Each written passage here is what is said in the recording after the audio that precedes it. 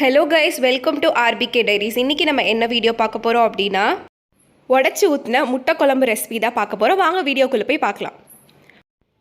அதுக்கு பேனில் ஒரு 2 டேபிள் ஸ்பூன் ஆயில் ஆட் பண்ணிக்கோங்க. நெக்ஸ்ட்டு அதில் ஒரு ஸ்பூன் கடுகு ஆட் பண்ணிக்கலாம். கடுகு நல்லா வெடிக்கட்டும். வெடித்ததுக்கப்புறம் ஒரு பட்டை, ஒரு கிராம்பு, 2 ஏலக்காய் ஆட் பண்ணிக்கலாம்.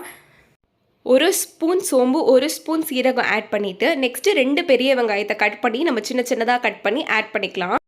வெங்காயம் ஒரு 50% வதங்கினதுக்கப்புறம் நம்ம இஞ்சி பூண்டு பேஸ்ட் ஆட் பண்ணிக்கலாம். இஞ்சி பூண்டு பேஸ்ட்டோட ரா ஸ்மெல் போனதுக்கப்புறம் 4 தக்காளியை நான் கட் பண்ணி ஆட் பண்ணிக்கிறேன். நெக்ஸ்ட்டு இதில் ஒரு 2 பச்சை மிளகாய் ஆட் பண்ணிக்கோங்க. அதுக்கப்புறம் 1 ஸ்பூன் மஞ்சள், 1 ஸ்பூன் மல்லிப்பொடி, அதுக்கப்புறம் 1 ஸ்பூன் மிளகாத்தூள் நான் ஆட் பண்ணிக்கிறேன். காரத்துக்கு ஏற்ற மாதிரி நீங்கள் மிளகாய் ஆட் பண்ணிக்கோங்க, மிளகாத்தூள்.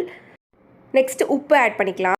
இது எல்லாம் சேர்த்து எண்ணெயிலே நல்லா வதங்கினதுக்கப்புறம் நம்ம தண்ணி ஆட் பண்ணிக்கலாம். தண்ணி ஒரு 1/2 டம்ளர் மட்டும் ஆட் பண்ணி நல்லா கொதிச்சதுக்கப்புறம் நம்ம தேங்காய் பேஸ்ட் ஆட் பண்ணிக்கலாம். தேங்காய் பேஸ்ட் ஆட் பண்ணதுக்கப்புறம் தேவையான அளவுக்கு தண்ணி ஆட் பண்ணிக்கோங்க.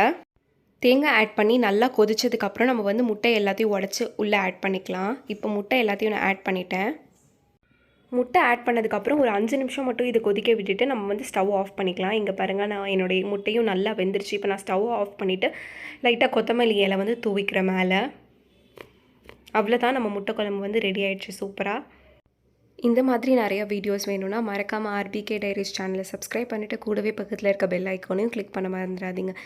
தேங்க்யூ.